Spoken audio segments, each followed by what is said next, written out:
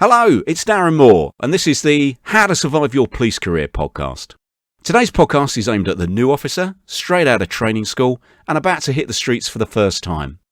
And what tends to be the thing that really worries this bobby at that stage of the game? Well, as a skipper, I noticed that their biggest concern tended to be how they would react to confrontation and trauma. So today, I'm going to explain that, your reactions to this kind of stuff might not be as slick as you would like, but don't worry, because it's entirely normal and it's the same for every new bobby. And that's because, whether we like it or not, and whether we understand it or not, we're hotwired to act in certain ways. We've got no control over it because it's a prehistoric thing. You see, we as humans have been on the planet for about 2.5 million years. But it's only in the last 10,000 that we've developed as a species from hunter-gatherers living in caves and fighting woolly mammoths to the wonderfully complex and flawed human beings that we are today. And our brains are governed by factory settings embedded over that 2.5 billion years to protect and support us by making us act instinctively in certain scenarios, but not necessarily in the way that we want. Let me explain more. So, imagine in prehistoric times that you emerge from your cave into the early morning light and cast an eye over the landscape. What do you think was going to interest you? That gorgeous sunrise coming over the mountain? Those nice fluffy clouds? The pretty butterflies? Oh, and look at the flowers. No. What you were looking for, if you wanted to survive, was danger. The small but deadly snake that could bite you. The poisonous spider. Fresh footprints from that saber-toothed tiger that was hanging around a few days before. In essence, you're not really bothered about the good stuff when reviewing the landscape. You're too busy sweeping it for things that are going to kill you within the next couple of minutes. And that prehistoric mindset, hotwired and embedded over millions of years, remains with us today. We're subconsciously programmed to check our landscape for things that are going to harm us, even when they're not there. And this can, if we're not careful, encourage a mindset of focusing on the negatives within a situation, disregarding all that's good and just homing in on the bad. You see it all the time. The bride and groom who allow one minor mishap on their wedding day to ruin the occasion for them. Or that feeling when you first arrive at the resort for your really expensive holiday and find yourself fixated on one slight issue with the accommodation, which you then forget about as soon as you're relaxed. And imagine you're giving a speech at some party. It's going well enough, they seem engaged in what you're saying, they're laughing at your funnies, but you find yourself fixated on that one person within the room who isn't engaged, who isn't laughing. Why? What's up with them then? You've got to try and avoid this mindset. All that's happening here is that the ancient, prehistoric part of your brain is, as always, looking for danger. And, in the absence of any saber-toothed tigers that might be roaming around, has become a little bit over-obsessed with, just about anything it could possibly regard as a threat to you. So, lesson is, don't fixate on the negatives in any given situation, because they're probably not as bad as they seem, and it's just your prehistoric brain being a bit overprotective. And then we move on to a concept that I'm sure you're aware of. Freeze, fight, flight. Try saying that quickly. So, as you might imagine, life for our ancestors during those millions of years of hunter-gathering was a lot more exciting and deadly than it is today. Danger could come out of nowhere. And so our prehistoric brains developed set strategies when faced with peril, which still remain as our default settings in the modern world today. These strategies are great. They probably, quite literally, saved your life in the past without you even realising it. And they will do again in the future.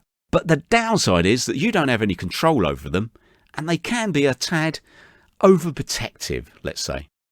The first of these strategies is freeze. Now, in ancient times, if you came across some animal that might want to eat you, then your brain's go-to reaction was to stand very still and keep very quiet. This was logical, of course, as movement attracts attention. You see it in nature programs all the time. And this factory setting remains stubbornly with us today. When we perceive danger, especially sudden danger, then the prehistoric part of our brain elbows its way to the front of the decision-making process like some overprotective parent and has you freeze while assessing just what's going on here. The problem is, of course, that society wants its police officers to deal with situations, not freeze in the face of them. And many inexperienced bobbies who do freeze, if threatened with violence, or when arriving at some traumatic incident, feel embarrassed with their wide-eyed response. They shouldn't be, because freezing in the face of danger is a natural, automatic reaction, and one that they will learn to overcome with time, in the same way that their more experienced colleagues have learnt to do so already. And anyway, although they may have thought that they had frozen for some ghastly, embarrassing length of time, it was probably only a split second or so anyway. Having first froze us in the face of danger, our prehistoric brain will then automatically prepare us for the contrasting options of fight, as in defending ourselves against the danger, or flight, running away as quickly as our little legs will carry us. Unfortunately, this preparation too can cause embarrassment for the inexperienced officer, as it triggers various physical changes in the body, some of which would be marvellous if we truly were encountering some life or death situation, but tends to be pretty unhelpful if the only danger we're facing is a bit of verbal from some drunk outside a nightclub. And that's the problem. Our prehistoric brain isn't very good at assessing or grading just how dangerous a situation is. It tends to trigger the same set reactions, whether we're facing that saber-toothed tiger or just a mouthy drunk. We tense up, especially in the neck and shoulders. Our face flushes. Our heart rate speeds up. We might notice that our breathing becomes faster and shallower, while our mouth dries, perhaps resulting in our voice sounding odd, or, horror of horrors, squeaky. And a sudden release of adrenaline around the body might result in our hands trembling. We notice these changes and become embarrassed that others might have noticed them too, because, well, we're police officers. We're supposed to be calm and collected at moments like this, not flushed, trembling, and squeaky voiced. But don't worry. Again, and I appreciate that this is easy to say, try not to let it bother you, as these are natural reactions that you've got little control over, and they tend to happen to all new bobbies, as well as, sometimes, to older bobbies, who suddenly find themselves back on patrol after some years away. It too will get better with experience. Or perhaps I should say, it will get better for the most part. Because although the more exposed we are to confrontation and dangerous situations, the less our prehistoric brain feels the need to protect and inadvertently embarrass us, that mindset also has a habit of triggering these physical symptoms at times when we're not facing any danger at all, apart from having to deal with something that we'd really rather not. Discovering an email that we don't want to see. Being given a prisoner arrested for multiple crime reports and represented by that particular legal rep who, you know the one I'm talking about.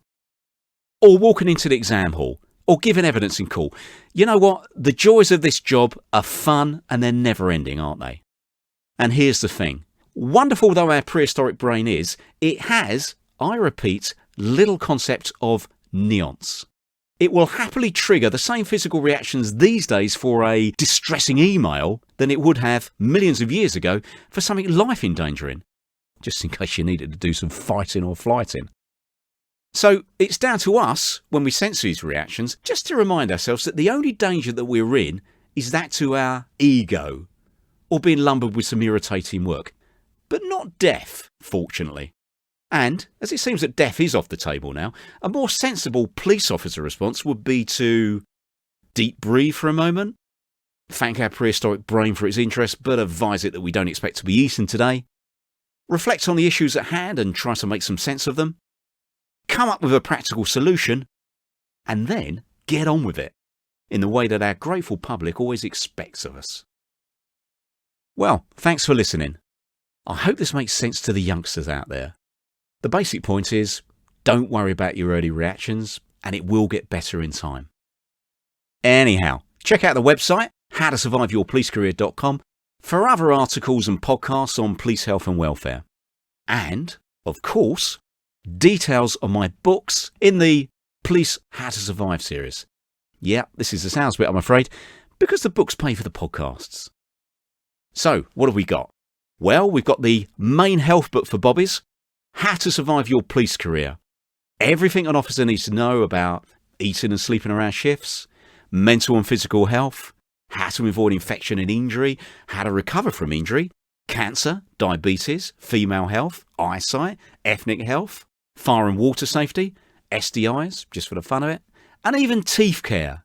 Avoid those big dental bills as you get older, and loads more.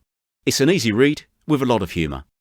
And we've got the one for new officers, How to Survive Your Early Years as a Police Officer. Loads of information and tips to avoid too many disasters in those early years. And the one for your partners, How to Survive Your Relationship with a Police Officer. Loads of practical advice for keeping your relationship on track, even though one of you is doing the most bizarre job in the world.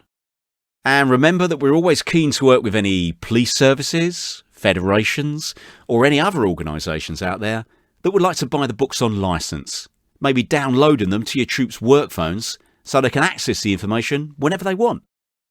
Or we could produce podcasts on particular subjects if you wish. Anything's possible, just give us a call. But anyhow, that's enough for today. Please like and share this podcast and do all the other social media things you're supposed to do. Thanks again for listening. And to all police officers out there, stay safe and be lucky. Bye-bye.